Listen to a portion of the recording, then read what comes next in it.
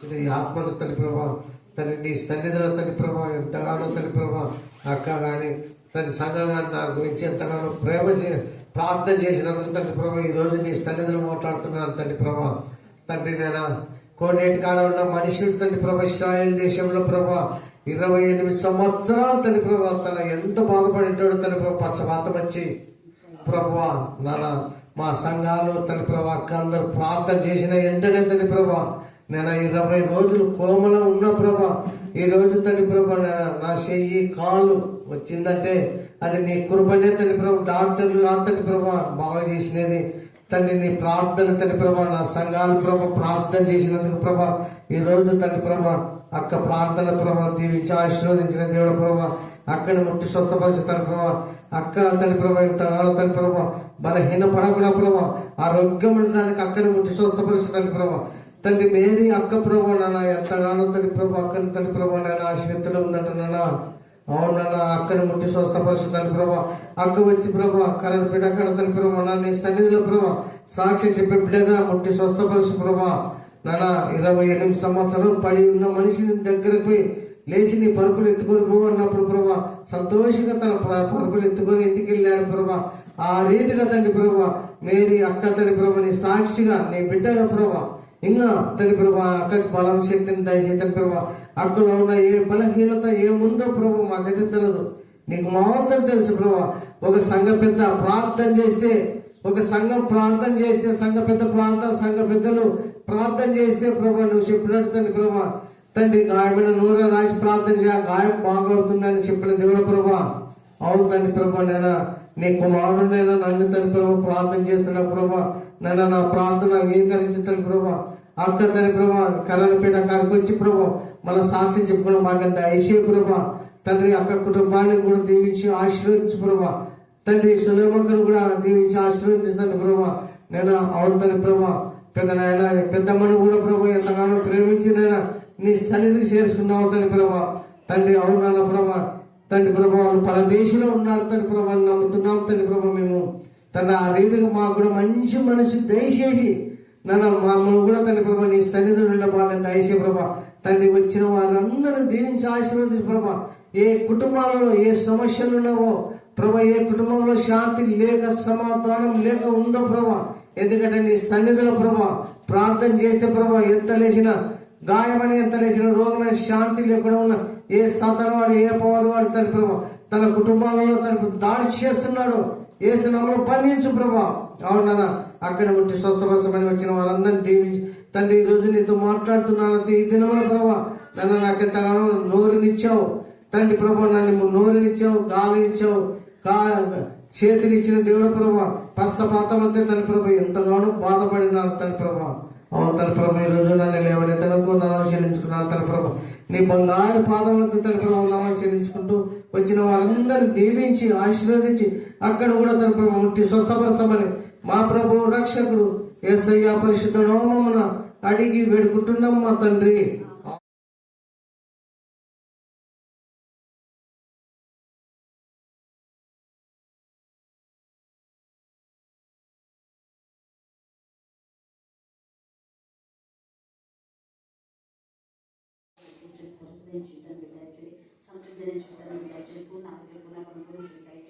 ముఖ్యంగా ఆమె రక్షణ రక్షణ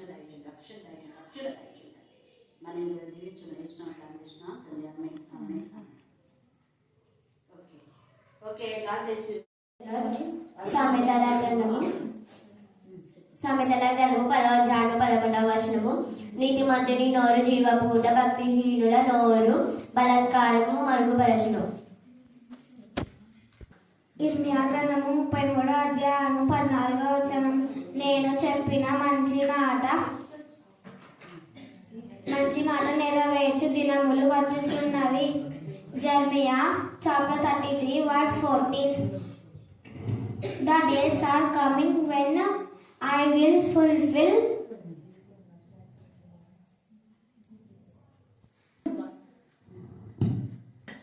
good what I have spoken.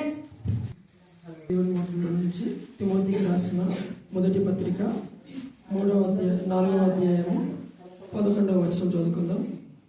మొదటి తిమోతి 4వ అధ్యాయము 11వ వచనం. 11, 12 కంటిన్యూ. నీ యవ్వనమును బట్టి ఎవడును నిన్ను తృణీకనీయకము కానీ తృణీకనీయకము గాని మాటలలోను ప్రవర్తనలోను ప్రేమలోను విశ్వాసములోను పవిత్రములోను పవిత్రతలోను విశ్వాసులకు మాదిరిగా నుండుము. దేవుడి యొక్క లేఖన భాగాన్ని దీవించి ఆస్వాదించుగాక. ఆమేన్. దాన్ని బట్టి మేము స్తుతిస్తున్నాం.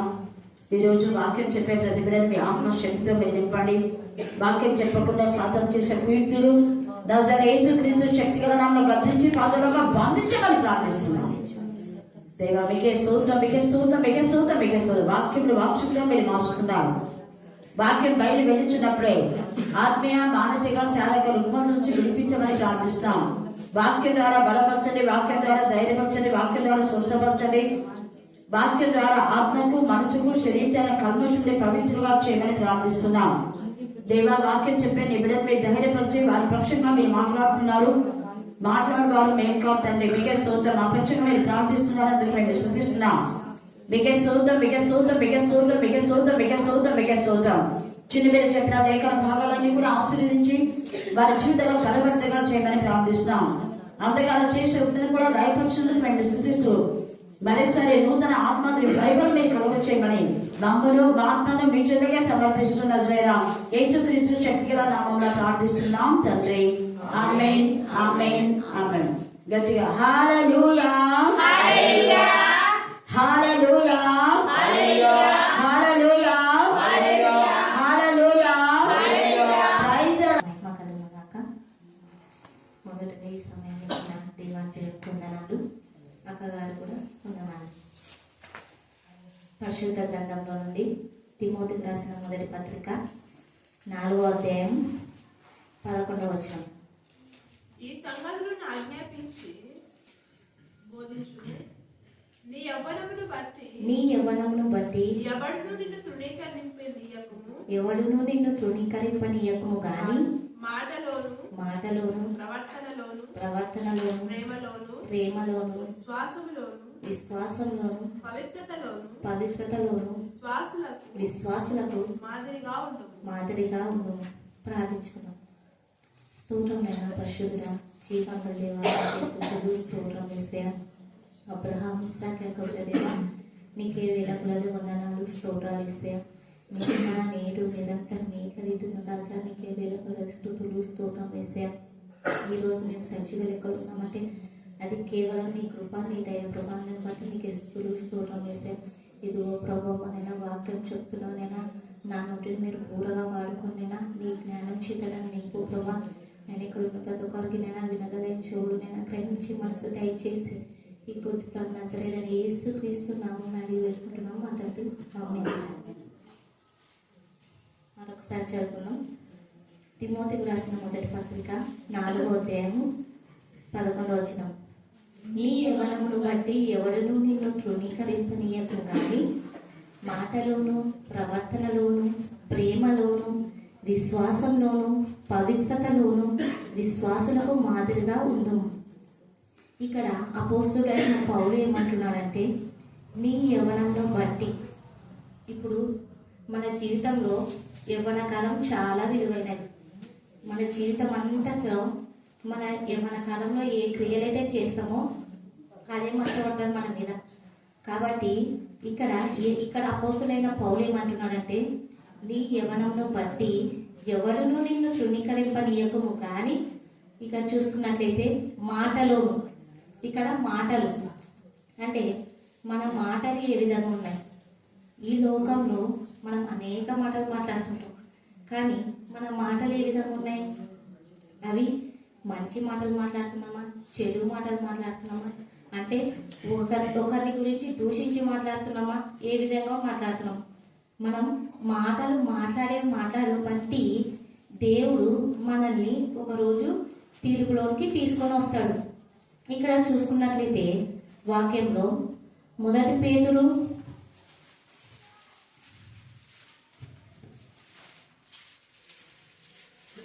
2వ అధ్యాయం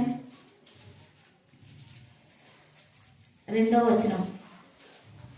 సమస్తమైన దుష్టత్వమును సమస్తమైన దుష్టత్వము సమస్తమైన కపటమును సమస్తమైన కపటమును వేషధారణను వేషధారణను అసూయను అసూయను సమస్త దూషణ మాటలను మాని సమస్త దూషణ మాటలను మాని కొత్తగా జన్మించిన శిశువులను పోలిన వారై కొత్తగా జన్మించిన శిశువులను పోలిన వారై నిర్మలమైన వాక్యమును పాలవలన నిర్మలమైన వాక్యమును పాలవలన రక్షణ విషయంలో ఎలుగు నిమిత్తము ఆ పాలను అపేక్షించుడి.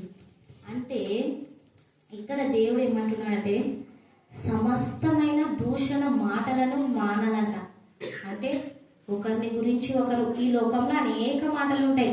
అంటే ఒకరి గురించి అబద్ధపు మాటలు చెప్పడం, వ్యతిరేకపు మాటలు చెప్పడం, ఒకరిని కించపరిచే మాటలు చెప్పడం, వ్యర్థమైన మాటలు మాట్లాడుతూ ఉంటారు. కానీ అటువంటి సమస్త దూషణ మాటలు మానాలంట.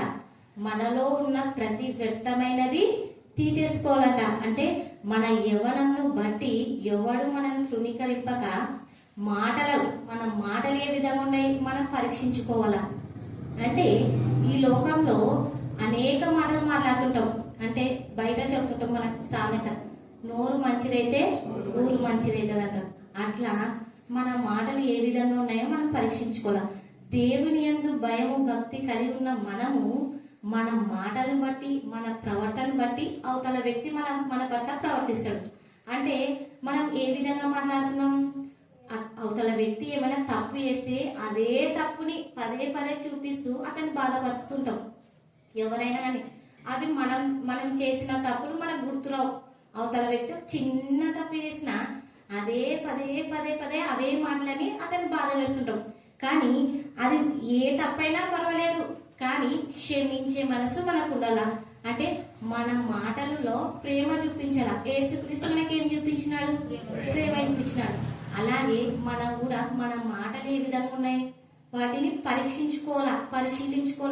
నా మాటలు ఒకరికి ఎలా ఉన్నాయి, బాధపడే విధంగా ఉన్నాయా, ఒకరిని సంతోష పెట్టే విధంగా ఉన్నాయా, అలాగా పరీక్షించుకోవాలన్నమాట. అంటే ఈ లోకంలో మనం మాట్లాడే మంచి మాటల చెడు మాటల అవి ఏవైనా కానీ దేవుడు ఒక రోజు తీర్పులోనికి మనం తీసుకొని వస్తాడు. చూసుకున్నట్లయితే లూకాసు వార్త 12వ అధ్యాయము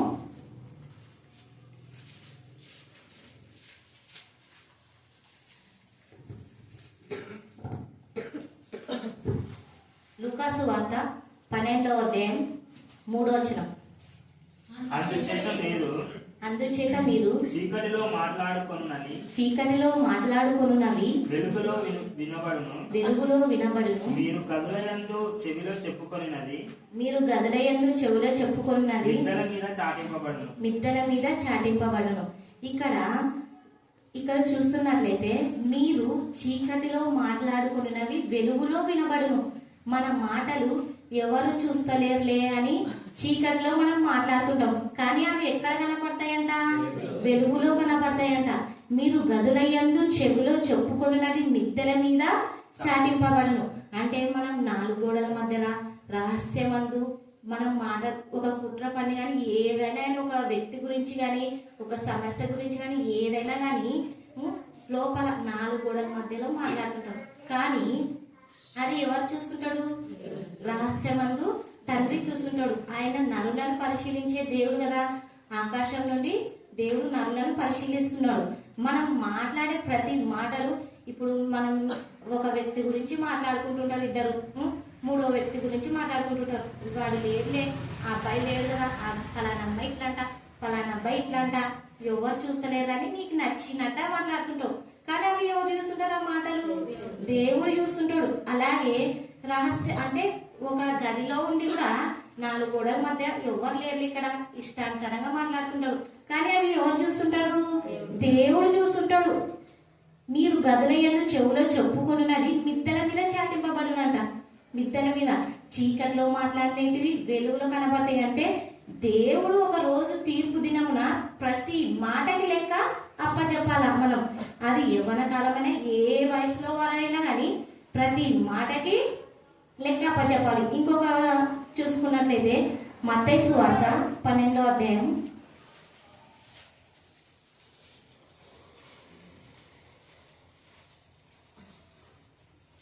36వ వచనం. అప్పుడు ఆయన మత్తయి సువార్త నేను మీతో చెప్పినది ఏమనగా మనుషులు పలుకు ప్రతి వ్యర్థమైన మాటను గూర్చి విమర్శ దినమున లెక్క చెప్పవలసి ఉండును. ఇక్కడ చూసుకున్నట్లయితే మనుషులు పలుకు వ్యర్థమైన ప్రతి మాటను గూర్చి విమర్శ దినమున లెక్క చెప్పవలసి ఉన్నది. ఒక రోజు విమర్శ దినంలో మనం మాట్లాడిన ప్రతి మాట అక్కడ లెక్క చెప్పాలా. అది మంచివైనా సరే చెడువైనా సరే ఏ మాటలైనా అక్కడ లెక్క చెప్పాలి మనం. ఇక్కడ చూసుకున్నట్లయితే 37వ వచనం, నీ మాటలను బట్టి నీతిమంతుడవని తీర్పు నొందుదు, నీ మాటలను బట్టియే అపరాధివని తీర్పు నొందుదు. అంటే మన మాటలను బట్టి ఇప్పుడు ఒక వ్యక్తి మాట్లాడితే ఆ వ్యక్తి పలాని వ్యక్తి మంచివాడబ్బా, చాలా మంచి వ్యక్తి, మంచి మాట్లాడతాడు, ఎవరినైనా మంచి పలకరిస్తాడు అంటాడు. అదే చెడు వ్యక్తి అయితే ఆయన క్రియలను బట్టి ఆయన మాటలను బట్టి ఈయన అసలు మంచి వ్యక్తి కాదు, ఇంత అసహ్యంగా మాట్లాడతాడు, ఆయనతో మాట్లాడబిడ్డే కాదంటాం మనం ఈ లోకానుసారంగా అయితే మన మాటలను బట్టి మనకు తీర్పు వస్తుంది. అంటే నీతి మంత్రం అని తీర్చబడేది మాటలను బట్టే, మనం అపరాధం అని తీర్చబడేది మన మాటలను బట్టే. మన మాటలు ఏ విధంగా ఉన్నాయి అనేది మనం పరీక్షించుకోవాలి. మనం భయము భక్తి కలిగిన బిడ్డలైతే మంచి మాట్లాడతారు, దేవుని ప్రేమను చూపిస్తారు. మన పెద్దలు మనకు మంచి మాటలు చెప్తుంటారు, తల్లిదండ్రులు కానీ పూర్వీకులు కానీ మన పెద్దలు ఇలా ఉండాలి, ఇలా ఉండాలి, నైనా ఇలా బ్రతకాలి అని. కానీ మంచి మాటలు విని బాగుపడిన వాళ్ళు ఉన్నారు, అదే చెడు మాటలు విని చెడిపోయిన వాళ్ళు ఉన్నారు. మనకి వాక్యం ద్వారా అక్క కూడా ఎన్నో మంచి మాటలు చెప్తుంటారు, నా జీవితంలో ఇట్లా జరిగినాయి అనుభవాలు చెప్తుంటారు. అవి మనం కొన్ని పాటిస్తాము, పాటించిన వాళ్ళు బాగుపడతారు, మంచి అంటే మంచి పేరు పొందుకుంటారు, మంచి స్థాయిలో ఉంటారు. పాటించిన వాళ్ళు ఇప్పుడు చెడగొట్టే వాళ్ళు కూడా ఉన్నారు ఈ లోకానుసారం. అంటే మంచి నడవడిక నడుస్తుంటే కూడా చూసి అసూయ ఓర్వలేనితనంతో అలా ఎందుకు చేస్తావు ఇలా అని చెప్తారు. కానీ జ్ఞానం లేని వాడు ఏం చేస్తాడు, అదే నిజం అనుకొని చెడు మార్గంలో నడిచి చెడిపోతాడు. అట్లా చెడు మాటలు ఉన్నాయి, మంచి మాటలు ఉన్నాయి. మంచి మాటలు విన్నవాడు మంచిగా బ్రతుకుతాడు, చెడు మాటలు విన్నోడు చెడిపోతాడు, నాశనం అవుతాడు. కాబట్టి ఈ లోకానుసారంగా మనకి మంచి మాటలు ఉన్నాయి, చెడు మాటలు ఉన్నాయి. దేవుడు అప్పుడు కాలంలో ప్రవక్తలను పెట్టి ఇజ్రాయెల్ ప్రజల్ని ప్రతి ఒక్కరికి ఆయన మాటలు చెప్పించినాడు. ఇప్పుడు కూడా మనకి సేవకులు ఉన్నారు చాలా మంది, కానీ ఆ మాటలు మనం విని వాటి అనుసారంగా నడుచుకుంటున్నామా లేదా? ఆ మాటలను బట్టి మనం మన హృదయాల్లో పెట్టుకొని, అంటే ఆ మాటలే మనల్ని వినుట వలన విశ్వాసం కలుగుతుంది. అంటే ఏ మాటలు వినాలా? దేవుని వాక్యం, మంచి మాటలు మనం వినాలన్నమాట. అప్పుడే మనకి జ్ఞానం దయచేస్తాడు. ఆ మాటను బట్టి మన ప్రవర్తన ఎలా ఉంటది, మన మాటను బట్టి పలాని వ్యక్తి మంచి ఉంటాడబ్బా, దేవుని ఎందుకు భయభక్తులు కలిగి మంచి మాట చెప్తాడు, పలాని వ్యక్తి దగ్గర పోతే కూడా నాకు శాంతి సమాధానం దొరుకుతుంది, నెమ్మది దొరుకుతుంది, పలాని వ్యక్తి మాట్లాడితే అని కూడా సాక్ష్యం పలుకుతుంటారు చాలా మంది. అంటే దేవుని మాట, దేవుని వాక్యం వాళ్ళలో ఉన్నప్పుడే మనకి అవతల వ్యక్తి నుండి మనకి సమాధానం వస్తుంది. ఆ వ్యక్తి ఎప్పుడైతే మనకి మంచి మాటలు చెప్తాడో అప్పుడు మనకి అవతల వ్యక్తికి సమాధానం వస్తుంది. మనం చెడు మాటలు చెప్తే ఇంకా ఎట్లా ఉంటుంది, ఇంకా అంతా మైండ్ అప్సెట్ అవుతుంది, ఉన్న సమస్యలు ఇంకా ఎక్కువైపోతాయి ఆలోచన చేసి. అంటే ఈ లోకానుసారంగా మనం మాట్లాడే మాటలు ఎలా ఉన్నాయి, అవతల వ్యక్తికి హానికరంగా ఉన్నాయా, సంతోషకరంగా ఉన్నాయా, బాధకరంగా ఉన్నాయా, అవి దేవుని మాటలా, చెడు మాటలా, పాపంలో పడిపోయే మాటలా, మనం ప్రశ్నించుకోవాలి ఈ లోకానుసారంగా. నెక్స్ట్ చూసుకున్నట్లయితే అదే తిమోతిలో 1 తిమోతి 4:11 నెక్స్ట్ ఏముంది, మాటలు అయిపోయినాయి. నెక్స్ట్ ఏముంది, ప్రవర్తన. మన ప్రవర్తన ఎలా ఉందో మనం ప్రశ్నించుకోవాలా. ఇక్కడ ఏమంటున్నాడంటే నీ యవ్వనమును బట్టి, నీ మాటలను బట్టి, నీ ప్రవర్తనను బట్టి ఎవడు తృణీకరింపనీయక. అంటే మన ప్రవర్తన ఎలా ఉందో మనం పరీక్షించుకోవాలా. ఇక్కడ చూసుకున్నట్లయితే ప్రసంగి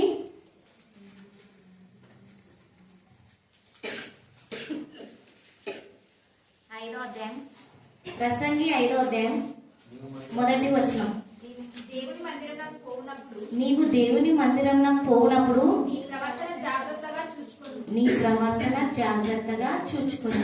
ఇక్కడ ప్రవర్తన గురించి చెప్తున్నాను. నీవు దేవుని మందిరంలో పోనప్పుడు నీ ప్రవర్తన జాగ్రత్తగా చూసుకున్నావు. మన ప్రవర్తన, మన బిహేవియర్ ఎలా ఉండాలా? దేవుని యందు భయం భక్తి కలిగిన వారి బిహేవియర్ ఎలా ఉండదు? ప్రవర్తన గమనించింటారు మీరు. మన సేవకులు అది దేవుని యందు భయం భక్తి కలిగిన వారు ఎలా ఉంటారో మనం గమనించినాం. ఇక్కడ కూడా దేవుడు వాక్యం ద్వారా రాస్తున్నాడు.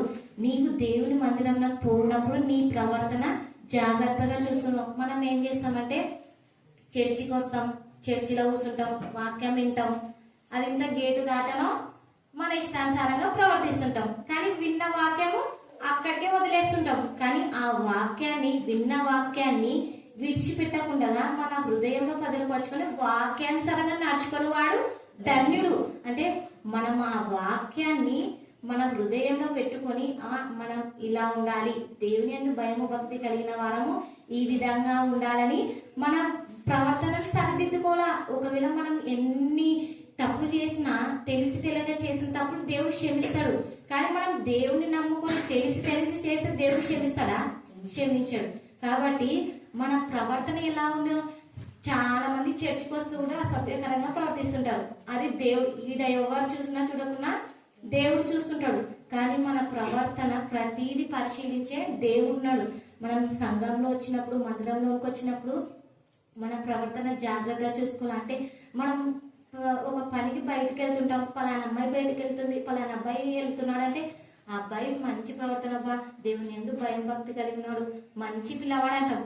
అదే ఈ లోకంలో ఉన్న పిల్లల్ని అంటారా? ఈ లోకంలో ఉన్న వారిని అంటారా? అన్నారు. ఎందుకు? వారి ప్రవర్తన బట్టి, వారి బిహేవియర్ బట్టి మనకి ఆ నేమ్ వస్తుంది, గుడ్ నేమో బ్యాడ్ నేమో. అంటే మనము ఏ విధంగా ప్రవర్తిస్తాం?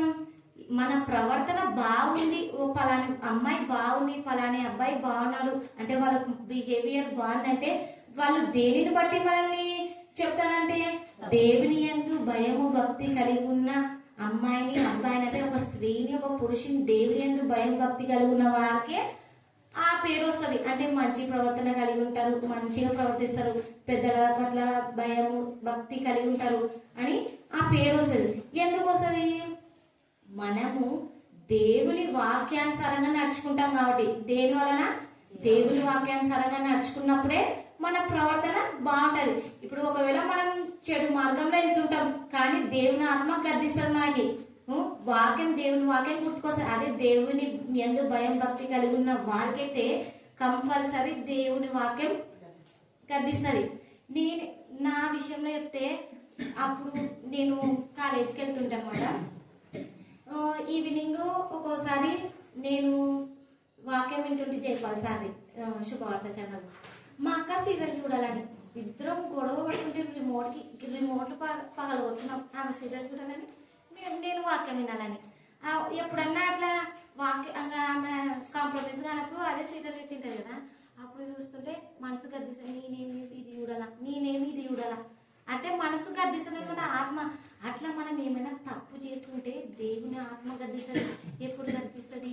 దేవుని వాక్యం మనలో ఉన్నప్పుడు గద్దిస్తుంది అనమాట. ఏమైనా కానీ ఏ చిన్న తప్పు చేసినా కూడా ముందే చేస్తున్నప్పుడే గద్దిస్తుంది. ఇలా తప్పు చేయకూడదు, ఇది మనకి తగినది కాదు కదా అని మనల్ని గద్దిస్తుంది అనమాట. అంటే మన ప్రవర్తనని సరిచేస్తుంది వాక్యం.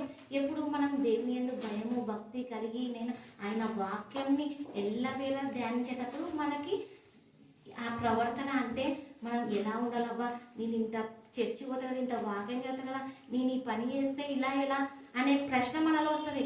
అంటే మన ప్రవర్తన బట్టి బైబిల్లో చూసుకున్నట్లయితే యోసేపు కూడా తన ప్రవర్తన బట్టి ఎంత ఖ్యాతి పొందినాడు. యోసేపుని దేవుడు ఒక డైమండ్ గా నిలబెట్టినాడు. ఆయన ఒక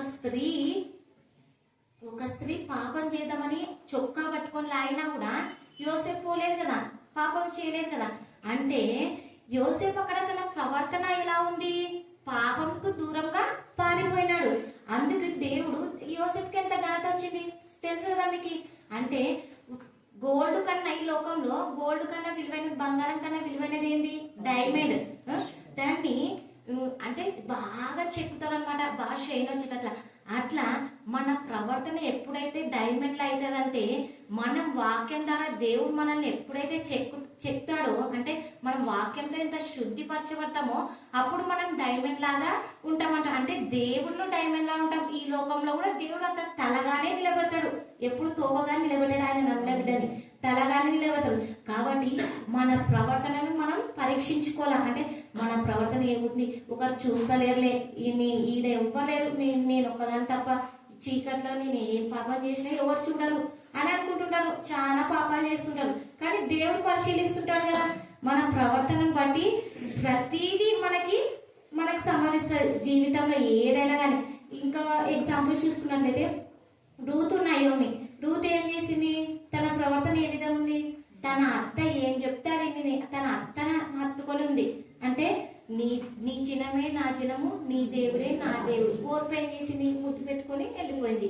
కానీ రూత్ ఏం చేసింది?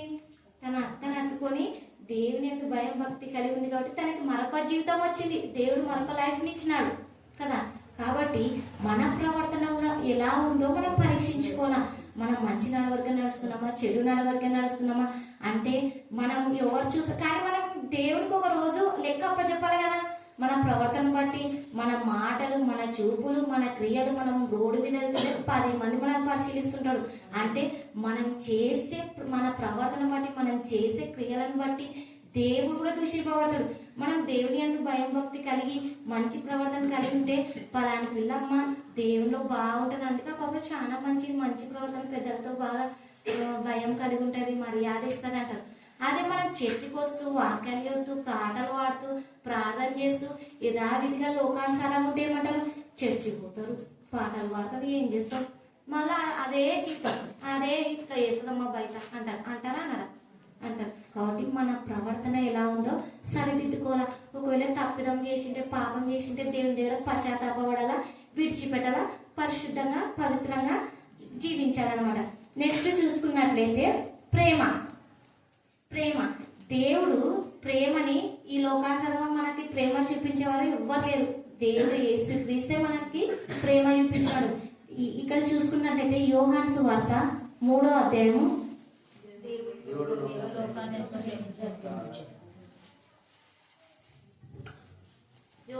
16వ వచనం. దేవుడు లోకంలో ఎంతో ప్రేమించాడు. దేవుడు లోకంలో ఎంతో ప్రేమించినాడు కదా. దేవుడు లోకంను ప్రేమించినాడు కాబట్టి ఈ లోకానికి దేవుడు నరరూపం దాల్చి, శరీరం దాల్చి ఈ లోకానికి వచ్చి మన కొరకు ఇక్కడ 33.5 సంవత్సరములు బ్రతికి మానవుల వలె ఎన్ని శోధనలు ఎదుర్కొని మన కొరకు సిలువలో బలైనాడు దేవుడు కదా.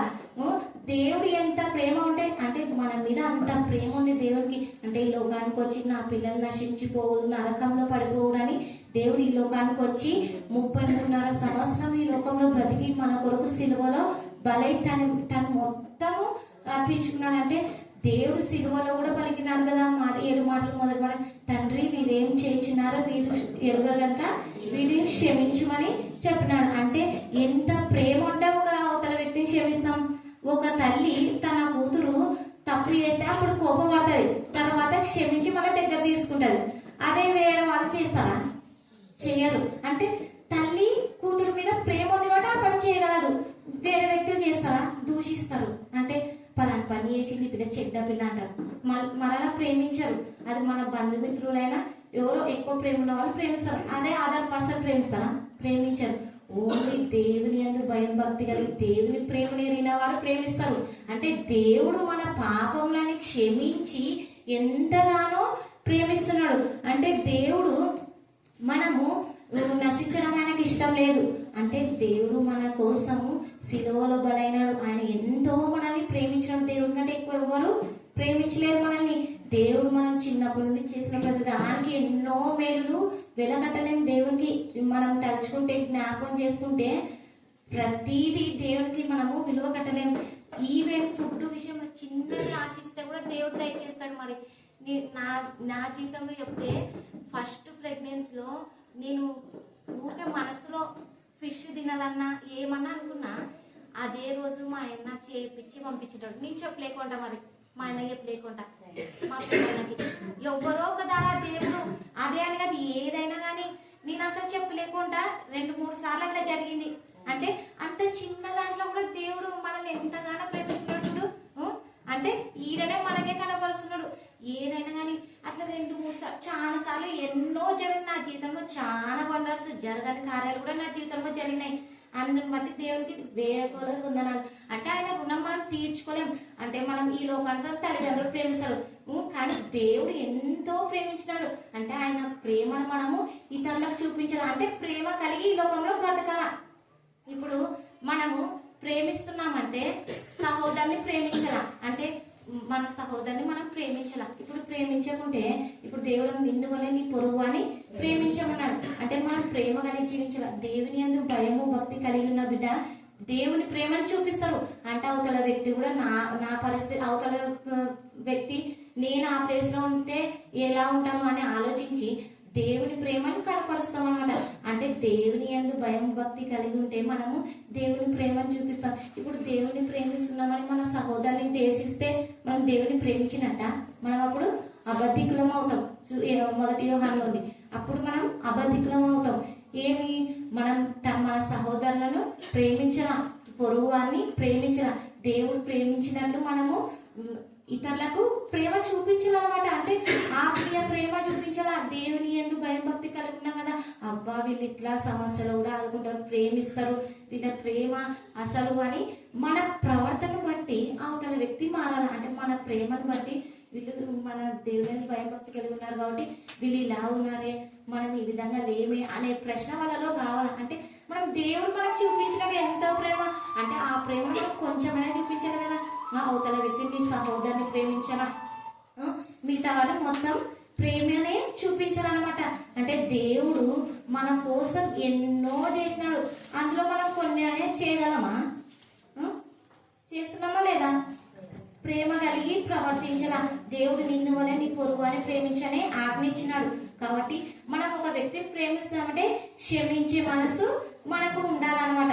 ఇక్కడ చూసుకున్నట్లయితే మొదటి యోహాను 4వ అధ్యాయం 20-21 వచనం.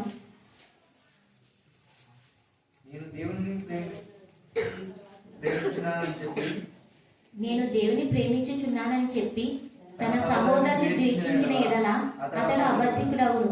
తాను చూచిన తన సహోదరుని ప్రేమింపని వాడు తాను చూడని దేవుని ప్రేమింపలేడు, దేవుని ప్రేమించువాడు తన సహోదరుని కూడా ప్రేమింపవలనన్న ఆజ్ఞ మనం ఆయన వలన పొంది ఉన్నాం. అంటే ఇక్కడ మన ఎదురుగున్న సహోదరుని మనం ప్రేమించకుంటే దేవుని ఎలా ప్రేమిస్తాం? ఇక్కడ దేవుడు ప్రశ్నిస్తున్నాడు, ప్రేమించలేడు అంటున్నాడు. అంటే మనం సహోదరుని ప్రేమించాలా, అంటే నీ పొరుగువాన్ని ప్రేమించాలా. ఆయన చేసిన తప్పులు కూడా క్షమించి ఆయనకి మరలా ప్రేమని చూపించాలన్నమాట. అంటే దేవుని ప్రేమని చూపించాలి. ఒకవేళ తప్పు చేసింటే ఇప్పుడు ఆయన తప్పు చేసినావు విడిచిపెట్టు, ఇంకా దేవుని దగ్గర పశ్చాత్తాపడి మన ఆయన దేవుని ప్రేమను మనం చూపించాలి. దేవుని మాటలు ఆయనకు వ్యక్తపరచాల. మరలా మొదటి తిమోతికి వచ్చినట్లయితే నెక్స్ట్ ఏమి? విశ్వాసం అంటే వినుట వలన విశ్వాసం వస్తుంది. అది ఏ మాటల వల్ల? దేవుని మాటలు వినుట వలన విశ్వాసం వస్తుంది. విశ్వాసం అంటే ఇక్కడ చూసుకున్నట్లయితే హెబ్రీలు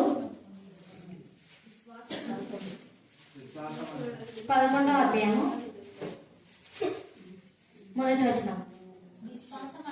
విశ్వాసం అనున్నది నిరీక్షింపబడు వాటి యొక్క నిజ స్వరూపమును అదృశ్యమైనవని ఉన్నవనుటకు రుజువులై ఉన్నది.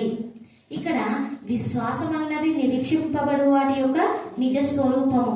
అంటే ఇప్పుడు విశ్వాసం ప్రజల్లో ఎట్లుందంటే స్వస్థతల కోసమే వస్తారు. ఫలాన్ని నాకు ఉద్యోగం వస్తుందంటేనే చర్చకు వస్తారు. నాకు వివాహం అయితేనే నేను దేవుని నమ్ముకుంటా, నాకు ఈ జాబ్ వస్తేనే దేవుని నమ్ముకుంటా, నాకు అక్కడ స్వస్థత కలిగితేనే గర్భఫలం వస్తేనే నేను దేవుని నమ్ముకుంటా అనే రీతికి ఉన్నారు అంటే సమాజంలో. కానీ విశ్వాసం అనేది ఏమి? నిరీక్షింపబడు వాటి యొక్క నిజ స్వరూపం. అంటే ఆనాడు హానోకు మరణం చూడకుండా కొనుక్కోబడినాడు. అంటే విశ్వాసం ద్వారా మరణం చూడకుండా కొనుక్కోబడినాడు. అంటే విశ్వాసం అనేది నా దేవుడు నాకు చేస్తాడని నమ్మి మనం మందిరానికి రావాలా. అంటే నా దేవుడు నాకేం తక్కువ చేయడే అని మనం దేవుని యందు విశ్వాసం ఉంచి ఆయన మందిరానికి రావాలా. అక్క కూడా చెప్తుంది మనకి వాక్యం వినాలా. ఫస్ట్ వాక్యం విన్న తర్వాతనే మనం ఏదైనా అంటే విశ్వసించి వాక్యం వినాలా. ఇప్పుడు ఏమి అద్భుతాలు చేస్తేనే వస్తాం, ఇక్కడికి రండి అద్భుతాలు జరుగుతాయి, ఇక్కడికి వస్తే గర్భఫలం వస్తుంది అని చెప్తుంటారు. కానీ అది కాదు విశ్వాసం అంటే. విశ్వాసం అంటే దేవుని యందు విశ్వసించి అది నాకు జరుగుతుంది, జరిగినా జరగకుండా నేను దేవుని నమ్ముతాను అని విశ్వసించాల. మనకి గర్భఫలం వస్తేనే, నాకు బహుమానం వస్తేనే, ఇప్పుడు నాకు జాబ్ వస్తే నేను వస్తా అని కొంతమంది అనుకుంటున్నారు. కానీ అది కాదు. దేవుడు మనకి ఏం తక్కువ చేయడు కదా. ఆయన నమ్మిన బిడ్డను ఎప్పుడు అన్యాయం చేయడు. మనకి ఎప్పుడు ఏ సమయంలో ఏది అవసరమైతే అది ఇస్తాడు దేవుడు. కాబట్టి మనం విశ్వసించాల. ఆనాడు దానియేలు సింహ బోన్లు వేసినారు, కానీ విశ్వాసంతో ప్రార్థన చేసిన విశ్వసించినారు నా తండ్రి నన్ను తప్పిస్తాడని. షడ్రక్ మేషక్ అబేద్నెగోలు కూడా అగ్నిలో వేసినా కూడా మన విశ్వాసం పోలేదు. ఎలా ఉంది? దృఢంగా ఉంది. దేవుడు మా దేవుడు మమ్మల్ని రక్షిస్తాడని వాళ్ళు విశ్వసించినారు. అలాగే మనం కూడా మన విశ్వాసం ఎలా ఉంది? విశ్వాసం లేకుండా దేవుడికి ఇష్టడై ఉండుట అసాధ్యము. మరి విశ్వాసం లేకుండా ఒక మందిరానికి వస్తూ పోతుంటే అదేమన్నా బాగుంటదా? ఒక పోతినమ్మా వస్తున్నామా అంటే విశ్వాసంతో దేవుని మందిరానికి రావాలా. నీకు అది కార్యం జరిగినా జరగకుండా దేవుని యందు విశ్వసించాలా. అంటే ఆనాడు అబ్రహాం విశ్వాసం తండ్రి ఎవరు? అబ్రహాం శారాయి కూడా ఆ వయసులో గర్భఫలం ఎట్లయినా ఇస్తాడని వాళ్ళు విశ్వసించినారు. రాహబను వేసే కూడా విశ్వాసంతో తన కుటుంబాన్ని రక్షించుకుంది కదా. అలాగా మన ఫ్యామిలీలో ఎన్ని జరిగినా, అపవాది ఎన్ని శోధనలు పెట్టినా మనం ఎవరి యందు విశ్వసించాలా? దేవుని యందు విశ్వసించాలా. అంటే విశ్వాసంతో మనము ఈ లోకంలో బ్రతకాల. నా దేవుడు నాకు ఏదో ఒకటి కార్యం చేస్తాడు, మనకు తగిన దేవుడు ఏదో ఒక రీతిలో మనకు సహాయం చేస్తాడు. కానీ మనం విశ్వసిస్తాం. కానీ విశ్వసించాలా. విశ్వాసంతో మనము ఈ లోకంలో బ్రతకాల. విశ్వాసం ఉంటేనే కదా మనం ఏదైనా చేయగలది. ఒక వ్యక్తి పట్ల మనం నమ్మకం ఉంటేనే కదా ఏదైనా కానీ ఇవ్వగలం, తీసుకోగలం. నమ్మకం లేదా ఒక వ్యక్తికి డబ్బులు ఇస్తాము మనం, ఇయ్యం, ఆ వ్యక్తి మళ్ళీ ఇస్తాడే అనే నమ్మకం ఉంటుంది.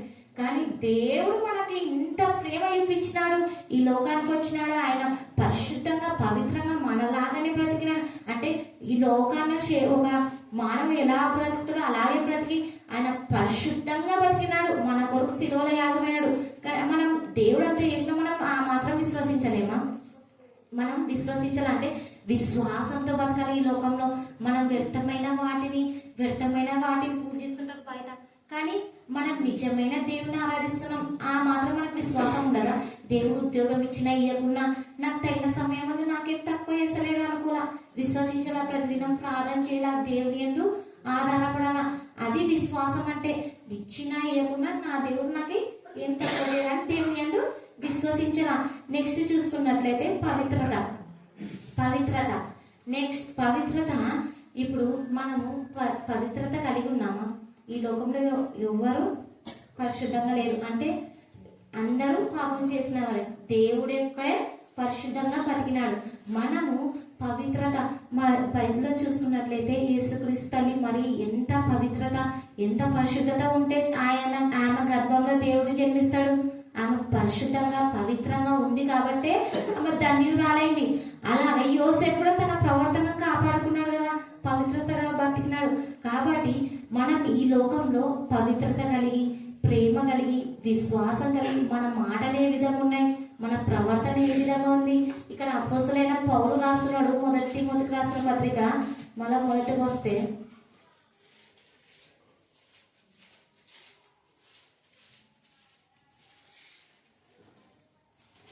ఇక్కడ చూసుకున్నట్లయితే నీ యవ్వనమును బట్టి ఎవడును నిన్ను తృణీకరింపనీయకుము గాని మాటలోను, ప్రవర్తనలోను, ప్రేమలోను, విశ్వాసంలోను, పవిత్రతలోను విశ్వాసులకు మాదిరిగా ఉండము. అంటే విశ్వాసులకు మాదిరిగా ఉండాలంట. అంటే మన ప్రవర్తన, మన మాటలు, మన ప్రేమ, మన పవిత్రత ప్రతిదీ దేవుడు పరిశీలిస్తుంటాడు. వాటిని బట్టి ఒక రోజు మనము తీర్పులోనికి మనం సమాధానం చెప్పాల. అంటే మనం కూడా ఇప్పుడు ఈ లోకానుసారంగా బ్రతికి చర్చకొస్తున్నాం, ఈ లోకానుసారంగా బ్రతికి ఏమైనా ఫలితం ఉంటుంది, ప్రయోజనం ఉంటుంది? ఏం ప్రయోజనం ఉండదు. కాబట్టి మనం ప్రతి విషయంలో మంచి మాటలు, మన ప్రవర్తన ఎలా ఉందో పరీక్షించుకోవాలా. అంటే ఒకవేళ తప్పు మార్గంలో పోతుంటే మనం వాటిని మానేసుకోవాలా. మన మాటలు కానీ, మన ప్రవర్తన కానీ, ఏవైనా కానీ మానేసుకొని మన సరైన మార్గంలో నడచాలంటే వాక్యాన్ని వింటుంటాం కదా, వాక్యానుసారంగా నడుచుకోవాలా. ఇక్కడ చూస్తున్నట్లయితే ప్రసంగి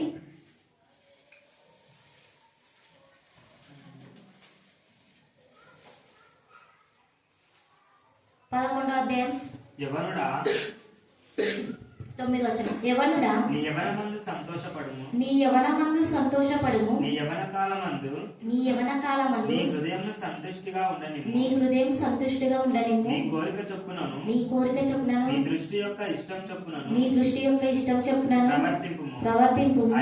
అయితే వీటన్నిటిని బట్టి దేవుడు నిన్ను తీర్పులోనికి తెచ్చునని జ్ఞాపకం ఉంచుకొనుము. ఇక్కడ అంటున్నాడు, యవ్వనుడా నీ యవనమందు సంతోషపడుము, నీ యవన కాలమందు నీ హృదయము సంతుష్టిగా ఉండనిమ్ము, నీ కోరిక చొప్పునను నీ దృష్టి యొక్క ఇష్టం చొప్పునను ప్రవర్తింపు. అయితే ఇక్కడ ఏమంటున్నాడంటే, యవ్వన కాలంలో ఇష్ట ప్రకారం ప్రవర్తిస్తుంటారు. అంటే తల్లిదండ్రులు భయపడకుండా, పెద్దలకు భయపడకుండా ఏది నచ్చితే అది చేస్తుంటారు, ఏది ఆశిస్తే అది తినాలనుకుంటారు, ఏది చూడాలనుకుంటే అది చూస్తారు.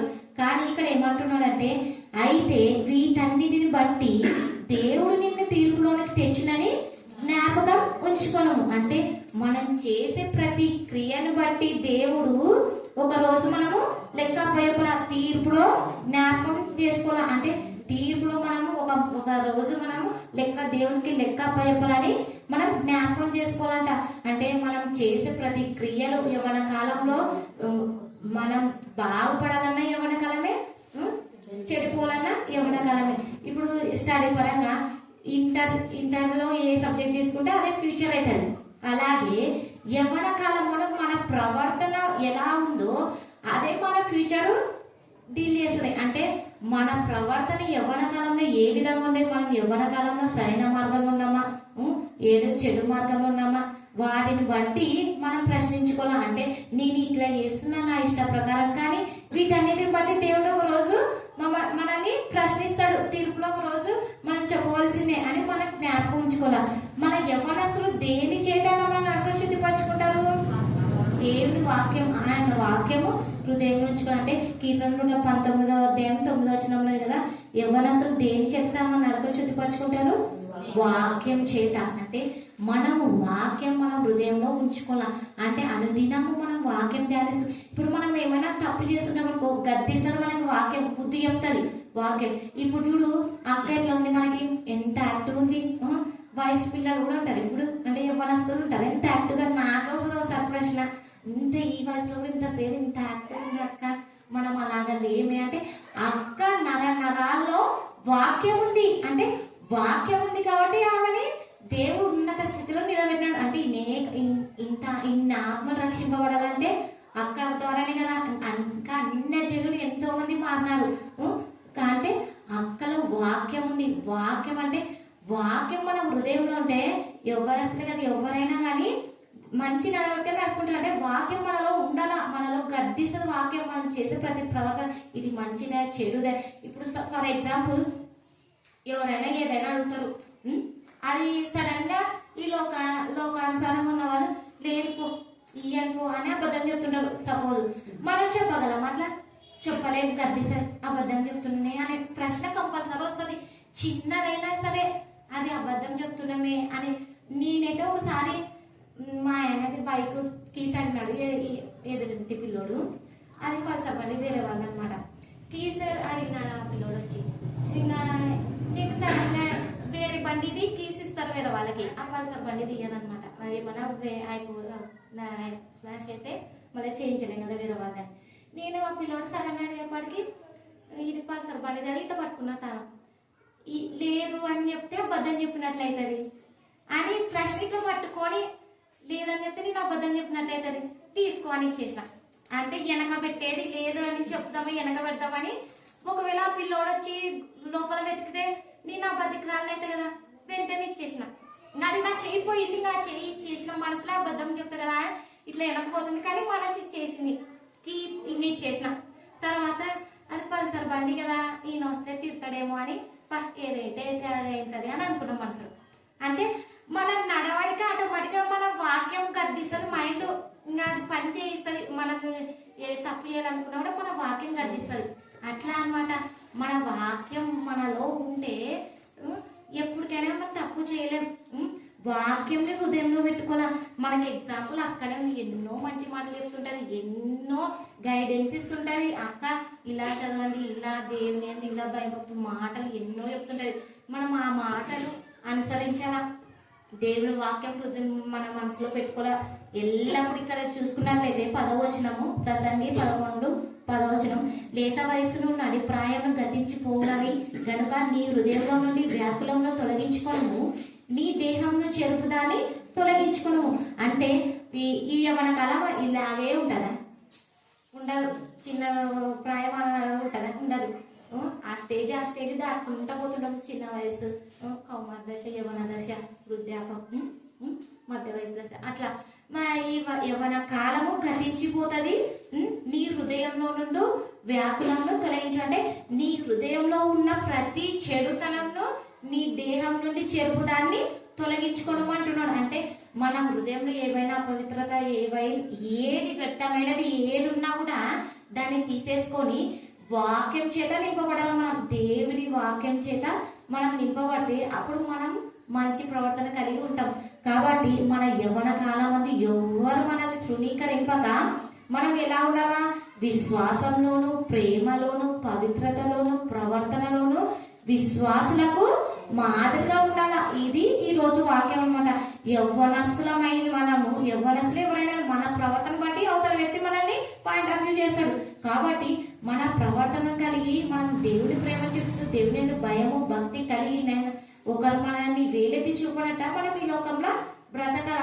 పలానా అమ్మాయి ఇప్పుడు మిస్టేక్స్ చేస్తుంటాం, తప్పులు, కానీ వాటి జోలికి మరలా పోకూడదు. మనం వాటిని దేవుని దగ్గర ఒప్పుకొని విడిచిపెట్టి పశ్చాత్తపడి మళ్ళీ నూతనంగా బ్రతకాలన్నమాట. మళ్ళీ అదే పాత రోజుల జీవితంలోకి పోకూడదు. కాబట్టి నీ యవ్వనం బట్టి ఎవరు నిన్ను తృణీకరింపగా దేవుని ప్రేమలోను, విశ్వాసంలోను, పవిత్రతలోను విశ్వాసులకు మాదిరిగా ఉండవాలని దేవుడి లేఖన భావం మన వెనుకలో దీవించి ఆశీర్వదించును గాక. ఆమేన్, ఆమేన్, ఆమేన్.